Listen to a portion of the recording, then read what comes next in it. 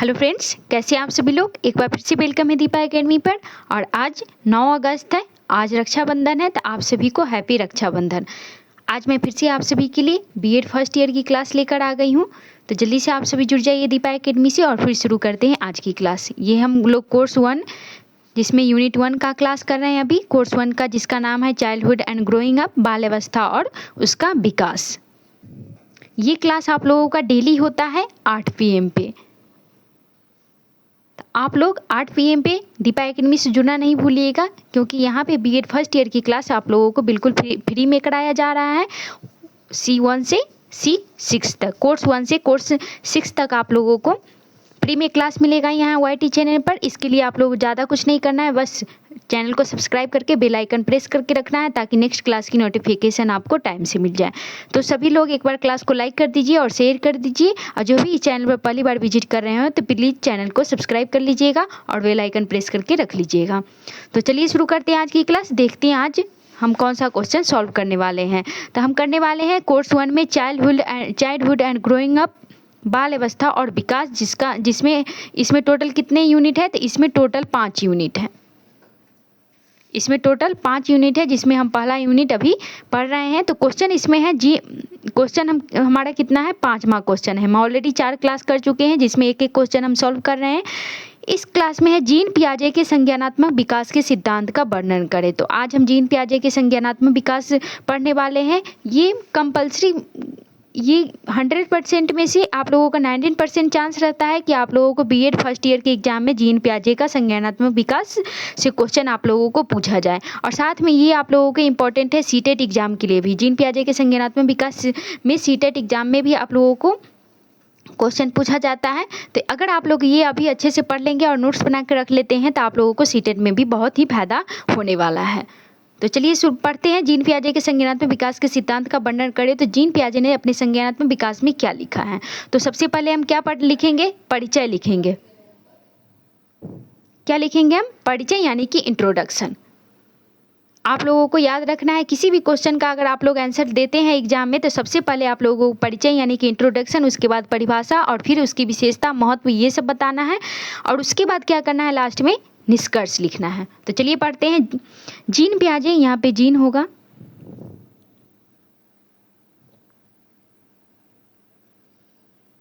यहाँ पे थोड़ा सा टाइपिंग मिस्टेक है।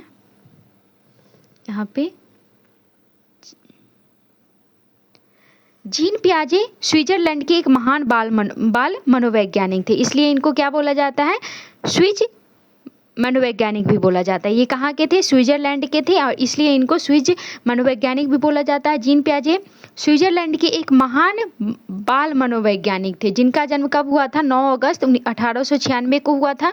पियाजे ने बालकों की सोचने और समझने की प्रक्रियाओं पर गहन अध्ययन किया है। पियाजे ने क्या किया है, बालकों की सोचने और समझने की प्रक्रिया पर गहन अध्ययन किया है। उन्होंने यह पाया कि बच्चे केवल छोटे वयस्क नहीं होते हैं, बल्कि उनकी सोचने की प्रक्रिया बिल्कुल अलग और क्रमिक रूप से विकसित होती है। पियाजे का यह सिद्धांत शिक्षा, विशेष रूप से प्रारंभिक बाल शिक्षा में क्रांतिकारी सिद्ध हुआ।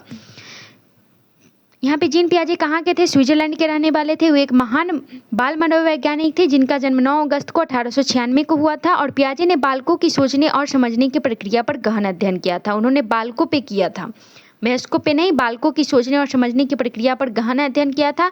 उन्होंने यह पाया कि बच्चे केवल छोटे वयस्क नहीं होते हैं, बल्कि उनकी सोचने की प्रक्रिया बिल्कुल अलग और क्रमिक रूप से विकसित होती है। ये क्या कह रहे हैं, जीन पियाजे ने बच्चों के बारे में क्या कहा, उन्होंने पाया कि बच्चे केवल छोटे वयस्क नहीं होते, बल्कि उनकी सोचने की प्रक्रिया बिल्कुल अलग और क्रमिक रूप से विकसित होती है। मतलब stage by stage, step by step विकसित होती है। पियाजे का यह सिद्धांत शिक्षा, विशेष रूप से प्रारंभिक बाल शिक्षा में क्रांतिकारी का सिद्ध हुआ था। आगे पढ़ते हैं।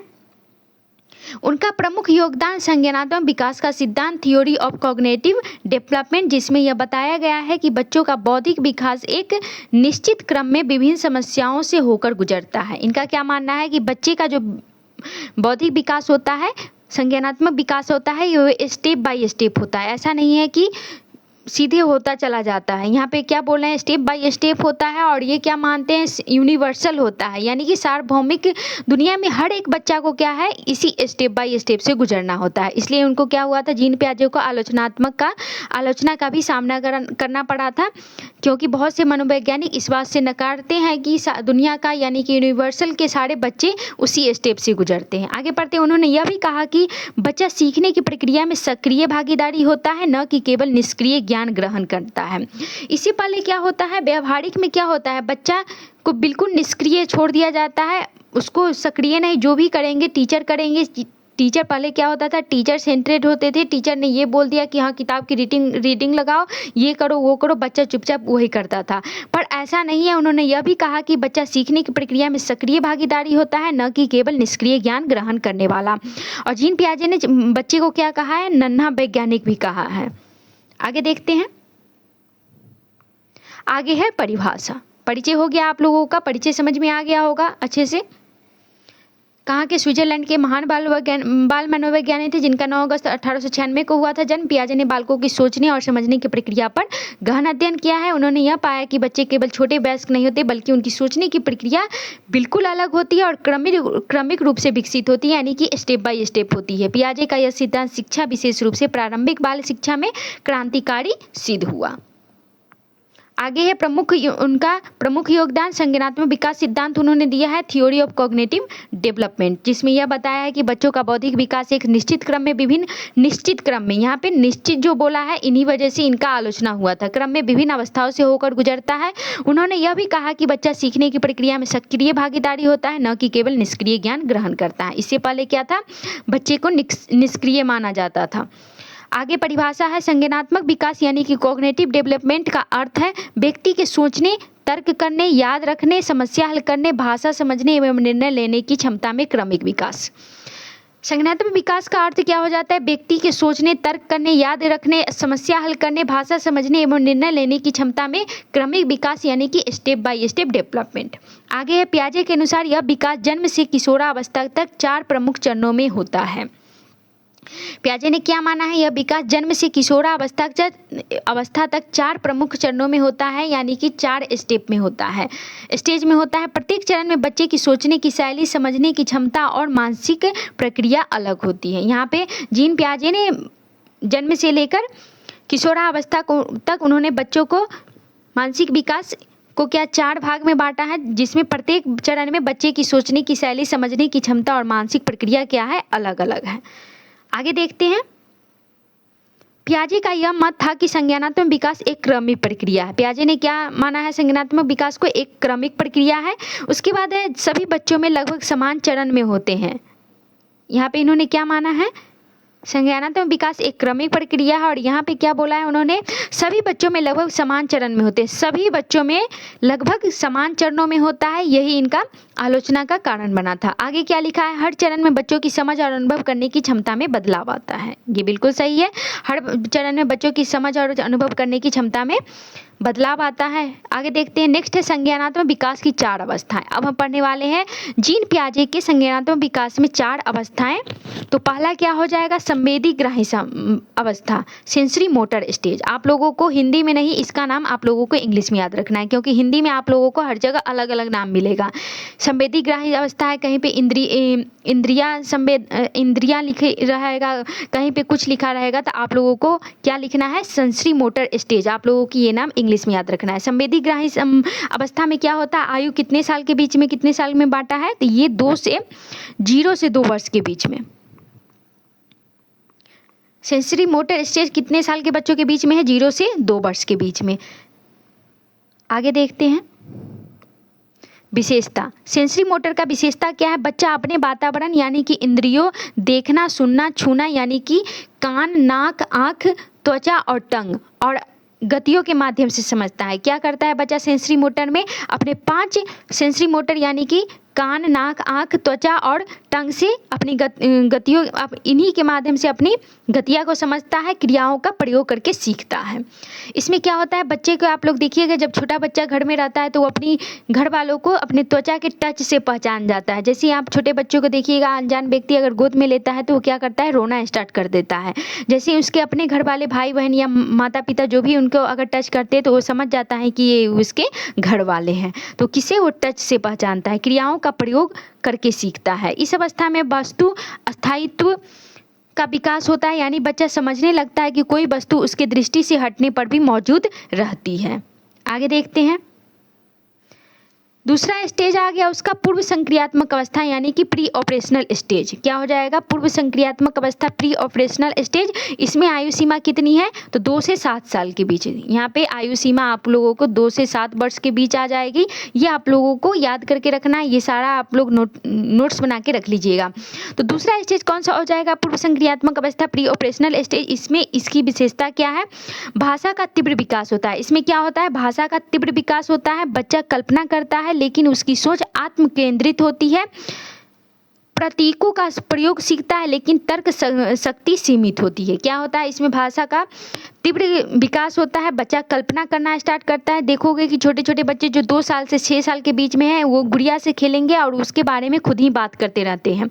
यहाँ क्या हो गया, बच्चा कल्पना करता है लेकिन उसकी सोच आत्म केंद्रित होती है, वो अपने आप से ही बात करता है। प्रतीकों का प्रयोग सीखता है लेकिन तर्क शक्ति सीमित होती है। वो किसी बात पे तर्क नहीं करता है, क्यों है क्या है, ज़्यादा वो तर्क शक्ति सीमित ही उसके पास हो। ऐसा नहीं कि जो नहीं होता है लेकिन सीमित होता है। उसके बाद है संरक्षण की समझ नहीं होती। जैसे वह यह नहीं समझ पाता कि पानी की मात्रा बर्तन में बदलने से नहीं बदलती। जैसे कि यहाँ पे ये ग्लास है, ये मान लो, और यहाँ तक ये पानी भरा हुआ है और ये ग्लास ऐसा है। Sorry, 1 minute. एक ये ग्लास मान लो ऐसा, एक ये बर्तन मान लो और एक ये मान लो।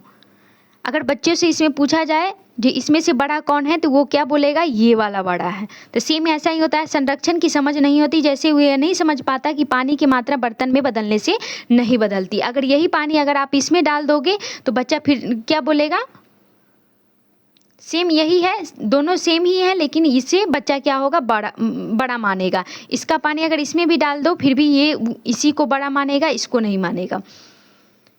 आगे देखते हैं, 1 मिनट। अब हम तीसरा स्टेज देखते हैं। दूसरा स्टेज हो गया, दूसरा स्टेज क्या है, प्री ऑपरेशनल स्टेज। तीसरा क्या है, तीसरा स्टेज हो गया आपका मूर्त संक्रियात्मक अवस्था यानी कि कॉन्क्रीट ऑपरेशनल स्टेज। इसको देखते हैं क्या है, आयु सीमा इसमें कितनी होती है, तो 7 से 11 वर्ष। मूर्त संक्रियात्मक अवस्था यानी कि कॉन्क्रीट ऑपरेशनल स्टेज, आयु सीमा इसमें 7 से 11 वर्ष के बीच में हो जाती है। इसकी विशेषता क्या है, बच्चा ठोस वस्तुओं और घटनाओं के संदर्भ में तर्क करना सीखता है। इसमें क्या करता है, बच्चा ठोस वस्तुओं और घटनाओं के संदर्भ में तर्क करना सीखता है। संरक्षण और वर्गीकरण और क्रमबद्धता की समझ विकसित हो जाती है।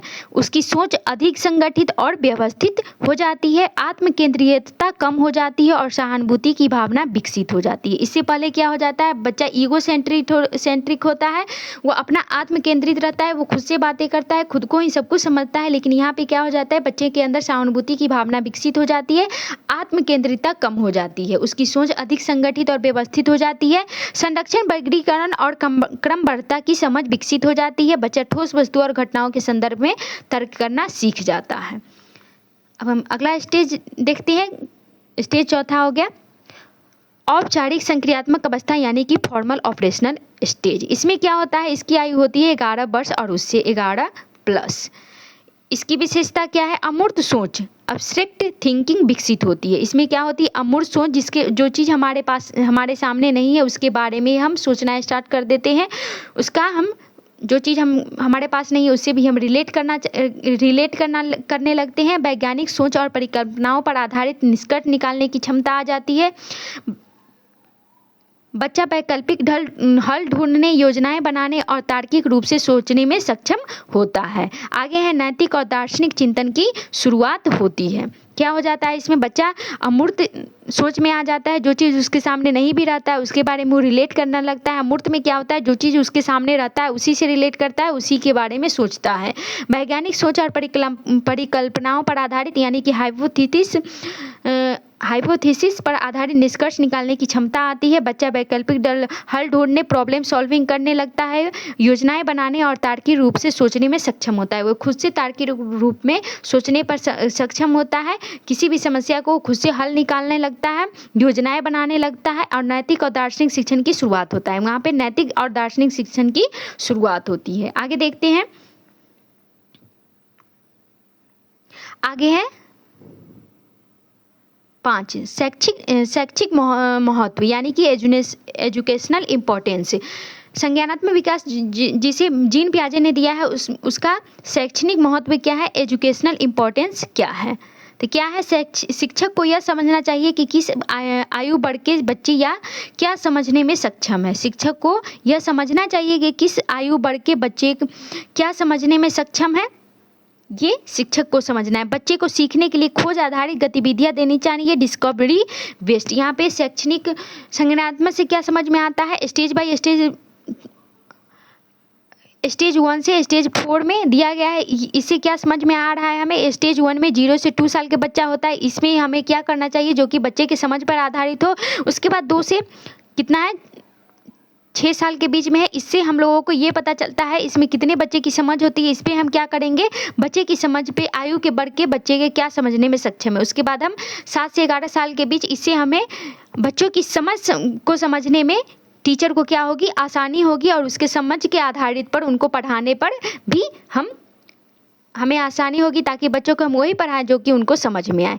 नेक्स्ट क्या है, बच्चों की सीखने के लिए खोज आधारित डिस्कवरी बेस्ड गतिविधि देनी चाहिए। कठिन अवधारणाएं बच्चों की तैयारी के अनुसार ही देनी चाहिए। जैसी बच्चों की तैयारी हो उसी अनुसार उनकी कठिन कॉन्सेप्ट बच्चों को देना चाहिए। प्रत्येक चरण के अनुसार पाठ्य वस्तु और शिक्षण विधियाँ बदलनी चाहिए। बच्चा जब 2 साल के 0 से 2 साल का है, उनका अलग होना चाहिए, उनका टाइम टेबल, उनका रहन सहन, उनका पालन पोषण अलग होना चाहिए, उनका इन्वायरमेंट अलग होना चाहिए। जैसे कि बच्चा चला जाता है, नेक्स्ट क्या है,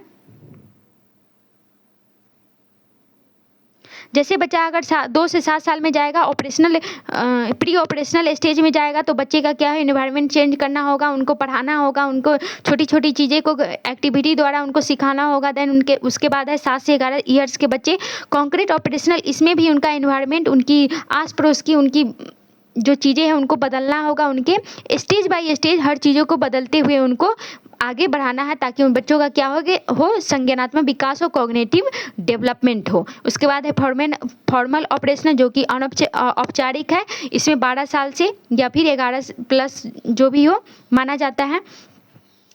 तो इसमें भी उनके क्या है, इन्वायरमेंट को चेंज करना होगा। टीचर को समझना होगा कि इसमें बच्चों को क्या चाहिए, इसमें क्या चाहिए और इसमें क्या चाहिए और इसमें क्या चाहिए, और ये आप लोगों को दिया गया है, इसे आप लोग ऐसे ही लिख लीजिएगा। और इसका ये जो आप लोगों को डायग्राम दिया गया है, ये आप लोगों को एग्जाम में बनाना है।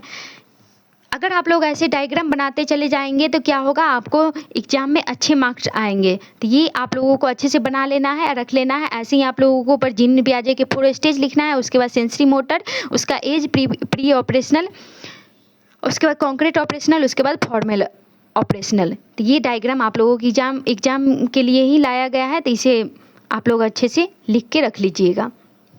ऐसे ही छोटे छोटे आप लोगों को डायग्राम दिया जाएगा, ताकि आप लोग शुरू से ही इसको बनाकर रख लें। एग्जाम में आप लोगों को यही छोटी छोटी चीज़ें आप लोगों को अच्छे मार्क्स दिलाने में मदद करेगी। नेक्स्ट देखते हैं निष्कर्ष। अब हमारा निष्कर्ष आ गया है। निष्कर्ष क्या निकला, जीन पियाजे का संज्ञानात्मक विकास का सिद्धांत बच्चों की सोचने की प्रक्रिया को समझने का एक मजबूत आधार प्रदान करता है।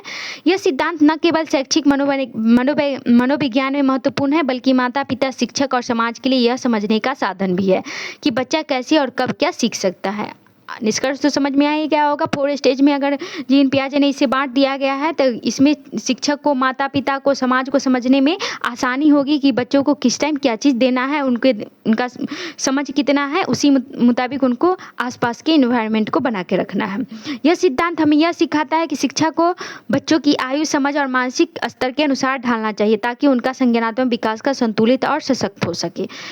इससे क्या होता है, हमें उनके बच्चों की आयु समझ में आती है, उनका समझ में आता है, मानसिक स्तर समझ में आता है। इससे क्या होता है, हम उनके आसपास के इन्वायरमेंट को उसी तरीके से बना सके, नहीं उन पर ज़्यादा हार्ड हमें देना है और नहीं उनसे आसानी देना है। क्योंकि अगर हम जो चीज़ उन्हें पहले से आता है, अगर आसान चीज़ें देंगे तो क्या हो जाएगा, उनका मन नहीं लगेगा, और ज़्यादा हार्ड दे देंगे तो उनसे सॉल्व ही नहीं होगा, तो फिर उनके अंदर हीन भावना पैदा होगी। तो इसलिए क्या है, यह सिद्धांत हमें यह सिखाता है कि शिक्षा को बच्चों की आयु, समझ और मानसिक स्तर के अनुसार ढालना चाहिए ताकि उनका संज्ञानात्मक विकास संतुलित और सशक्त हो सके। तो ये आज का हमारा संज्ञानात्मक विकास था, जीन पियाजे के संज्ञानात्मक विकास था, जो कि आप लोगों ने अच्छे से समझ लिया होगा। और इसे 1-2 बार आप लोग जरूर रीड करते रहिएगा बीच बीच में।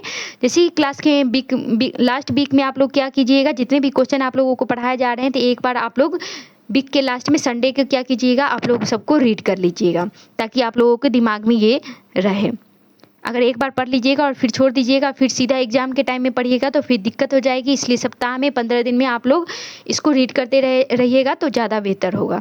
और ये डायग्राम आप लोगों को भी ध्यान में रखना, ऐसे ही छोटे छोटे हर क्वेश्चन में आप लोगों को डायग्राम दिया जाएगा ताकि आप लोग एग्जाम में वहाँ पे बना सकें।